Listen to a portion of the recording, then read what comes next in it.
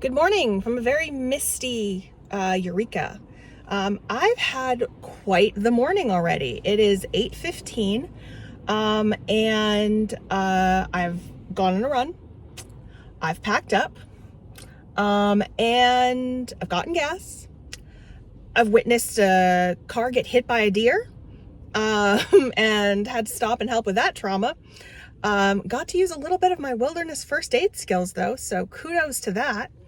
And then I got Starbucks. So it has been quite the morning here, and the morning is just beginning. So hopefully the rest of the day goes a little smoother and with fewer deer involved in driving. And yeah, so I'm gonna actually head into San Francisco to see my friend. And that's where these will cut off, and then they will resume when I'm leaving and heading up to Crater Lake, hopefully.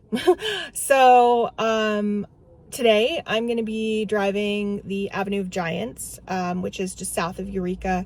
It's pretty well known as far as I understand, and it's supposed to be some really cool redwoods and big trees and stuff like that just off of the 101. So let's go check it out. Okay, so I just pulled onto the Avenue of the Giants road.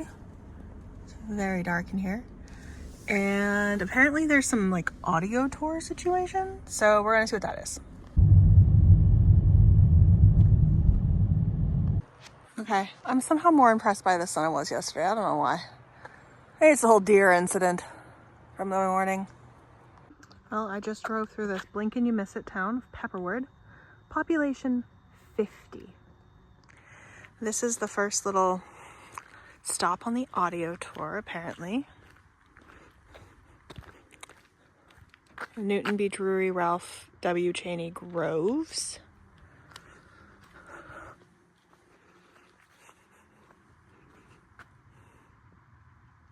Oh, that's some good information. Okay, so this loop trail is supposed to be like 2.5 miles, I think. So I'm going to start it. I don't know if I'm going to finish it, but I went back to the car to get some supplies. So like water and a couple of extra layers and stuff in my hat. So let's see what it is.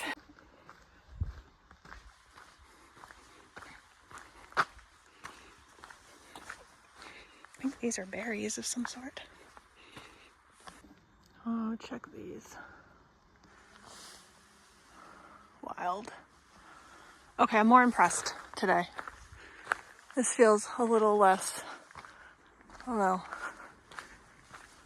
feels more. Like this has become a nurse tree. See how the other trees are popping out of it? But that is a fallen tree. Like, check that out. This thing is huge.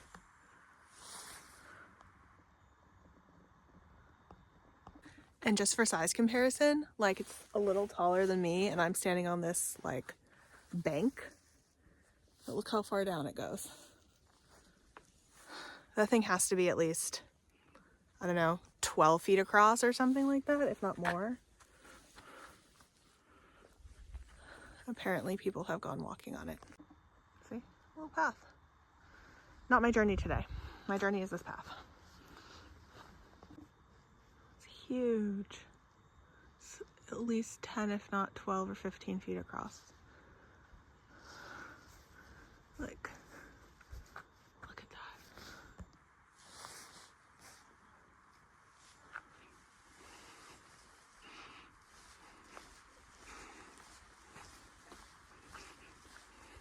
Like, can you imagine the first people that like saw a big redwood tree? Like, what must they have thought? Like, okay, well, I've seen a big tree before, but this is even bigger. I don't know. I mean, I've seen a lot of really tall trees up north, but I think what I'm like impressed by here, where it was different yesterday, is that there's so many big ones all together. So it's not just like the one-off. Up in the Pacific Northwest, or like up in Washington, where I've been, it's like there's a one-off. There's like the one tree that hasn't been cut down that's huge and that sort of thing. Which is why I think yesterday I was less impressed, because it was like the one tree and then everything else was kind of smaller. But over here there's like so many big trees. that are huge. And like they're all together.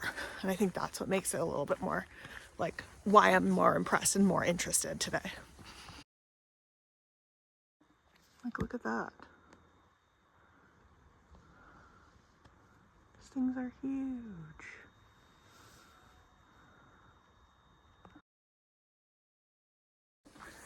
Okay, well, I got to the lollipop section, like the actual loopy part, and I decided to peace out. It's cool, but I feel like it's getting repetitive, and also saw some animal poop on the trail that I can't quite identify, and most of the animals I'm chill with being around I can identify. So you know what, we're gonna call it a day because I don't have any bear spray. Because I didn't think I'd be going into nature like this. You know, I think I figured it out why I don't love forest hikes. One, there is a little repetition to them, you know, especially when this is your forest, right? It's gonna look pretty similar. But also, you can't see very far. Like when I hike on like the Southwest Coast Path or like in places in England and Europe, most of the time I pick places that are very coastal, or it's like rolling more hills or something. So there's not a lot of trees or things that like block your view, and you can see quite far in all directions most of the time. And I like that, especially like being by myself and being outdoors and like, you know, safety and all that stuff. I like being able to see everything, and it makes me feel safer. But in the woods, you can't see everything. There's so many places that something could hide or someone could hide, and it just kind of freaks me out. Even though I know logically it's probably fine. That's just, yep. So it's about 0.77 miles out to where you hit the loopy part of the lollipop. And so it'll be about 0.7 back, which is not bad, which means the loopy part is about a mile. But it also, like, the trail got much narrower, much less manicured, stuff like that. So I am all set with what I've seen. So back to the car I go, and then back on my little jaunt down the Avenue of Giants.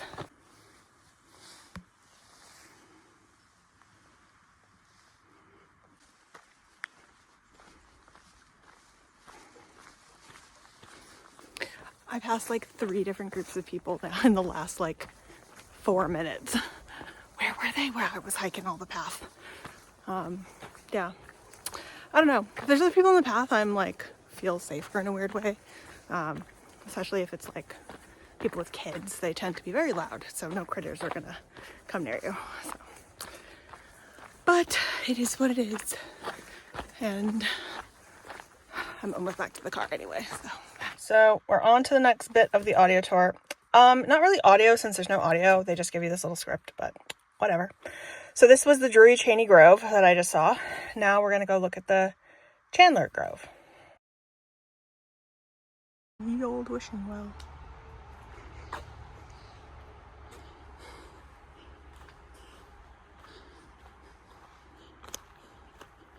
Eternal Treehouse, that's cool.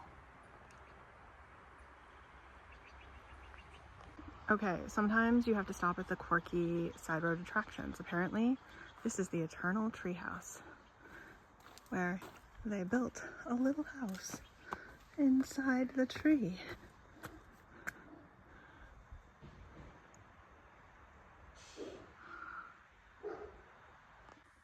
Okay, this is kind of cool. It's so dark in here though. I don't know if you can, oh, there's light. Whoa. See, it's like in the tree.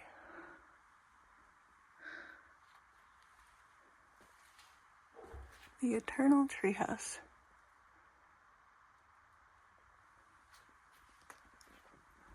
Little windows. This is actually really cool. Like, imagine being a kid and your folks like made you this. Well, and across the street from one gift shop is another gift shop. So let's go find out what this one has.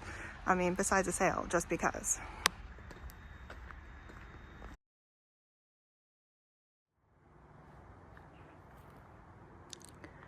So I finally found Chandler Grove. So it's like 0.2 miles. I think I'm gonna go do a little swing. Lots of ferns.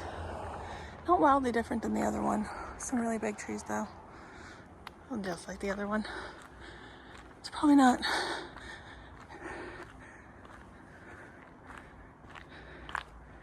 Yeah. Interpretive stop number 6. It's this little overlook place. There's lots of really cool flowers.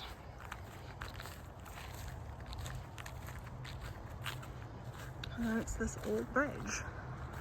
And the river that I've been driving next to for a while.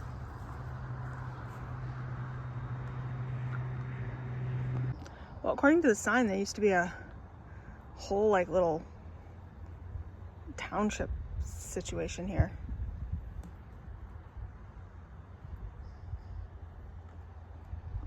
Well, this one seems like they got flooded out.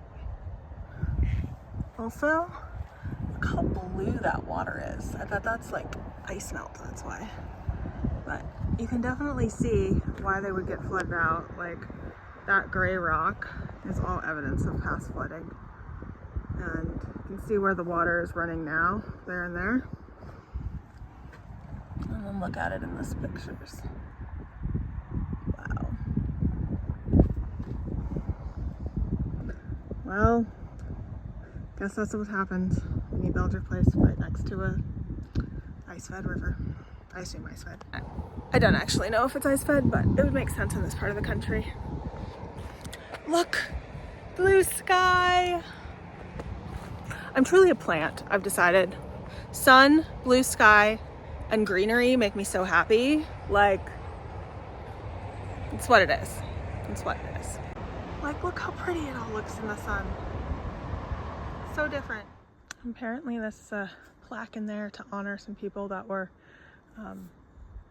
like helped stop the Pacific Lumber Company log all of these things. Wild. Looks so different with the blue sky. Like, video is less washed out.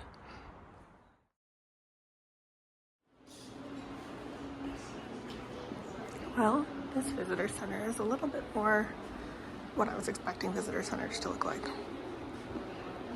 Old wagon situation.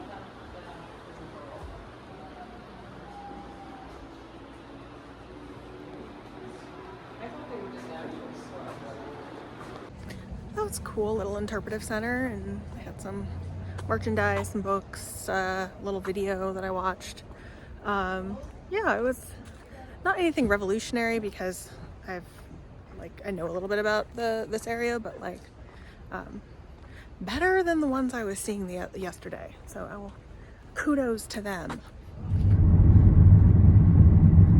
Okay, there's a couple of these on the coast, but this is one of the drive-through trees. I don't really want to pay $15 to drive my car through, but I will pay $5 to go walk around and see it and like walk through. So that's where I'm at. Drive on log. So it looks like you have your car driven on the log if you go around the other way. See, it's kind of cool to bring your car in, but at the same time, I'm like, I don't know, that just seems like a car accident waiting to happen. Also, I don't want to spend $15 on this activity. It's going to be super touristy and kitschy, and I'm willing to spend $5 on it. So that's where we're at. They also have some cool tree houses. See? Those are nifty.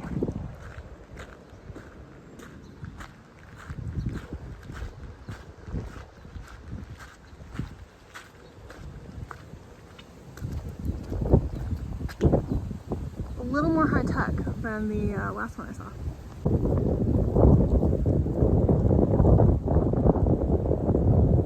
Here's the front of the drive-on log, so you have your car right there.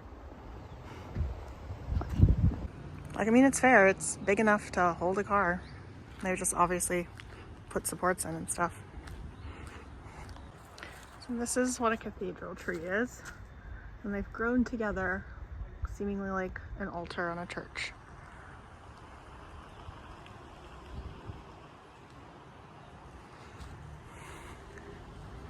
steps through stump. This is adorable and hilarious. I might need a picture of me doing this. See, this is the drive-through thing. It's a tree. It's kind of gotten split at the bottom, and you just drive through it like that. That's why I didn't want to pay $15 to do that with my own car, given that you can easily injure it. And check this out. So this metal rope, right, that's actually kind of holding those trees up to, I'm sure, help because they've burrowed through the root system over there. It's like getting eaten alive by this tree. Like, you can't even see it on this side anymore. That's wild. Looks like you used to be able to climb up there, but seemingly not anymore. There's tons of caution tape around it. So, it looks like there's a little cave there.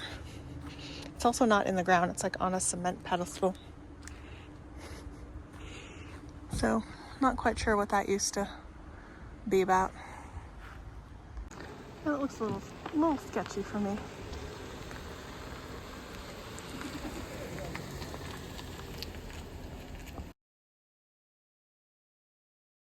Okay, that was pure kitsch, pure tourist trap. Really glad I didn't drive my car back there because the road is really sketchy and it would have freaked me out. But it was cool to see. I'm glad I passed a couple of these, or at least one more on the way down, and I was like, should I stop at one of those? I don't know. So I'm glad I stopped, kind of because, so when my mom was a kid, her and her family came, like they lived like in the Midwest, like very different part of the country, Michigan, if you know where that is. And they drove out here as like a family vacation. Like they did a big West Coast road trip one summer, her and her family. And my mom has very distinct memories of the Redwoods. And there's pictures, like home videos of them driving through one of the trees. And I don't know if it's this one or the one that's further up north or another one that I haven't seen in my passing, but it would be really cool if it was this one. And like, you know, now I did it. I don't know. I need to see if I can find those videos now and like compare and contrast.